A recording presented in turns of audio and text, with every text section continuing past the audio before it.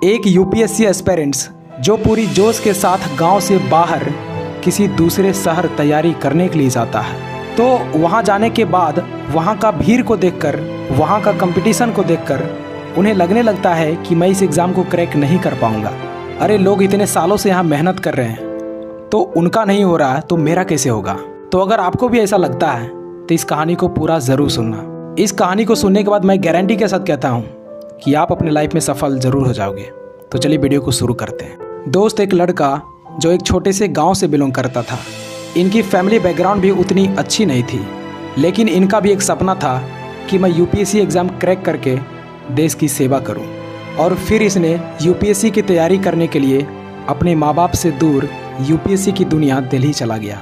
लेकिन दिल्ली जाकर इसने हजारों लाखों की भीड़ देखी कि कैसे स्टूडेंट इधर से उधर जा रहे हैं, कितने स्टूडेंट कोचिंग जा रहे हैं और कितने स्टूडेंट स्टडी मटेरियल खरीद रहे हैं। और ये सारे भीड़ यूपीएससी एस्पिरेंट्स का ही था। ये सब देखकर ये हताश हो गए, ये घबरा गए। ये इतनी भीड़ को देखकर, इतने कंपटीशन को देखकर डिप्रेशन में चला गया और इनके दिमाग में सिर्फ नेगेटिव बातें चलने लगी। इसे रात भर नींद नहीं आने लगी। ये यही सोचने लगे थे कि ये लोग इतने सालों से मेहनत कर रहे हैं और इनका सिलेक्शन नहीं हो रहा तो मेरा कैसे होगा। अरे मेरी तो बैकग्राउंड भी अच्छी नहीं है। ये बिल्कुल हताश हो गया था, क्योंकि सिर्फ 400 से 500 सीट के लिए इतनी सारी भीड़ इसने कभी नहीं देखी थी। और ये बात हर नए एस्पिरेंट्स के माइंड में आता ही आता है। लेकिन फिर कुछ समय बाद इसने ठंडे दिमाग से सोचा कि अगर मैं यहीं से लौटकर वापस चला गया तो ज़िंदगी में मैं कभी भी आईने को नहीं देख पाऊंगा, क्योंकि जब मैं आईने को देखूंगा तो उसमें मेरा चेहरा नहीं बल्कि एक फेलियर दिखेगा। उसमें ये दिखेगा कि मैं डरपोक था, डर की वजह से मैं तैयारी नहीं किया। और मैं अपने माँ बाप से बोल कर आया हूँ, उन्हें सपना दिखा कर आया हूँ कि तेरा बेटा आईएएस बनकर ही लौटेगा, तो मैं बिना आईएएस बने कैसे चला जाऊँ। ये नहीं हो सकता। दोस्त, फिर इसके अंदर यूपीएससी क्रैक करने का जोश आ गया और इसी सोच के साथ तैयारी करना शुरू कर दिया। और इसने पूरी मेहनत और डेडिकेशन के साथ तैयारी करने लगा। और दोस्त, तैयारी करने के बाद जब इसने एग्ज़ाम दिया तो अफसोस, इनका प्री एग्ज़ाम ही क्वालिफाई नहीं हो पाया।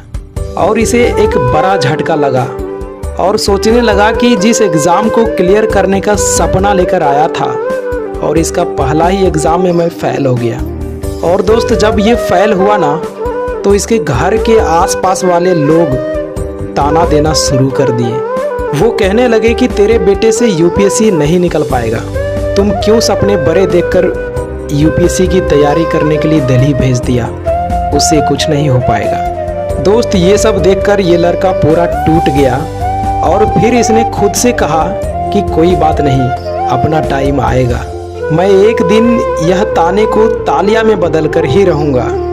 और दोस्त, इसने इस साल किए गए गलतियों को सुधार करके दुगनी मेहनत के साथ तैयारी करना शुरू कर दिया। और इसका परिणाम यह निकला कि इसने प्री मेंस अपने दूसरे ही अटेम्प्ट में पास कर गया और अब सिर्फ इसका इंटरव्यू ही बाकी था।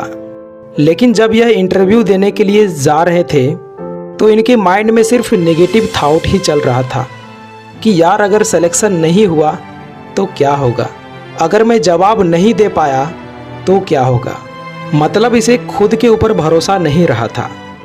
इसने अपना सेल्फ कॉन्फिडेंस खो दिया और इसने जैसे तैसे करके नर्वस में ही इंटरव्यू दे दिया और रिज़ल्ट का इंतज़ार बहुत उम्मीद के साथ कर रहे थे, ये सोचकर कि चलो इंटरव्यू तो ख़राब गया लेकिन कोई न कोई छोटा पद तो ज़रूर मिल जाएगा। लेकिन दोस्त, जब रिज़ल्ट आया तो ठीक उसका उल्टा हो गया। लिस्ट में इनका नाम ही नहीं था। इसके बाद ये लड़का खुद को संभाल नहीं पाया। इनका सारा सपना चूर चूर हो गया और इनके साथ इनके माँ बाप का भी सपना टूट गया। और एक तरफ ये और दूसरे तरफ इनके माता पिता रो रहे थे, क्योंकि एक मिडिल क्लास फैमिली के पास ज़्यादा चांस नहीं मिला करता और इसे 2 अटेम्प्ट मिले थे। क्योंकि एक मिडिल क्लास फैमिली दिल्ली का खर्च कैसे उठाते हैं ये सिर्फ एक मिडिल क्लास फैमिली ही समझ सकता। दोस्त, इस दुख की घड़ी में इस लड़के को हौसला देने वाली इनकी माँ थी। इनकी माँ ने बोली कि बेटा इतना आगे निकल गया है और आखिरी पड़ाव पे आके तुम्हारा रिजेक्शन हुआ है। बेटा एक लंबी छलांग मारो और अगली बार तुम्हारा सिलेक्शन कोई नहीं रोक पाएगा। ये एक माँ का आशीर्वाद है बेटा। दोस्त, जब ये लाइन इनकी माँ ने कही तो इसने सोच लिया कि मुझे हार कर नहीं बैठना, क्योंकि माँ को बहुत उम्मीद है और मैं इसे पूरा करके ही रहूँगा। दोस्त, इसने फिर से दिन रात करके तैयारी करना शुरू कर दिया, क्योंकि एक एग्ज़ाम के चलते अपने माँ बाप के आंखों में आंसू आना ये कोई बर्दाश्त ही नहीं कर सकता। और इसने इस बार इतना मेहनत किया कि इसका सिलेक्शन होने से इसे खुद यूपीएससी भी नहीं रोक पाया और 72 रैंक के साथ आईएएस अधिकारी बन गया। तो दोस्त, इस कहानी से हमें 2 चीज़ें सीखने को मिलती है। पहला कि कोई भी एग्ज़ाम क्रैक करने के लिए फैमिली बैकग्राउंड मैटर नहीं करता, और दूसरा सेल्फ कॉन्फिडेंस।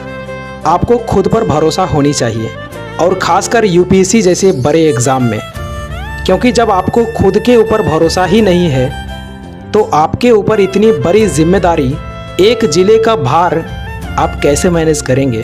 और अंत में मैं आपसे एक ही बात कहना चाहूँगा कि कभी भी असफलताओं से घबराकर हार मत मानना, क्योंकि आपकी हार ना मानने की आदत ही एक दिन जीत का आदत बन जाती है।